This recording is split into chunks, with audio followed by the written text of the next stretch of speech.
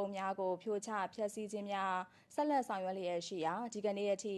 မြဝတီမဲထော်တလေး KK Park နယ်မြေတွင်ရှိတရားမဝင်အဆောက်အုံ196လုံးကိုစနစ်ကျဖြိုချဖျက်ဆီးခဲ့ပြီးရွှေကုက္ကိုနယ်မြေအတွင်းမှာအွန်လိုင်းလောင်းကစားမှုနဲ့လိမ်လည်မှုများကျူးလွန်ခဲ့တဲ့ပြည်ပနိုင်ငံသား352ဦးကိုထပ်မံဖော်ထုတ်ထိန်းသိမ်းနိုင်ခဲ့ကြောင်းသိရပါတယ်။ KK Park နယ်မြေတွင်အွန်လိုင်းလိမ်လည်လောင်းကစားမှုများကျူးလွန်ရာမှာအသုံးပြုလျက်ရှိတဲ့အဆောက်အုံ635လုံးရှိတဲ့အနက်ဒီကနေ့မှာ14လုံးကိုဆက်လက်ဖြိုချဖျက်ဆီးခဲ့ရာဒီကနေ့အထိတရားမဝင်အဆောက်အုံ196လုံးဖြိုချဖျက်ဆီးခဲ့ပြီးဖြစ်ကြောင်းနဲ့ကြန့်ရှိနေသေးတဲ့တရားမဝင်အဆောက်အုံများကိုဆက်လက်ဖြိုချဖျက်ဆီးလျက်ရှိကြောင်းသိရပါတယ်။ရွှေကုက္ကိုနယ်မြေ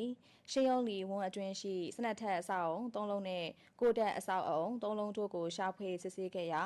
အွန်လိုင်းလိမ်လည်မှုနဲ့လောင်းကစားမှုလုပ်ငန်းများလုပ်ကိုင်နေသူများကိုတွေ့ရှိရခြင်းမရှိဘဲဝန်းအတွင်းရှိဂိုဒေါင်အတွင်းမှာ Starlink ဘန်100လုံးနဲ့ Router 20လုံးတို့ကိုစစ်ဆေးတွေ့ရှိခဲ့ပြီးဖော်ထုတ်ရှင်းလင်းခြင်းများကိုဆက်လက်ဆောင်ရွက်လျက်ရှိကြောင်းသိရပါတယ်။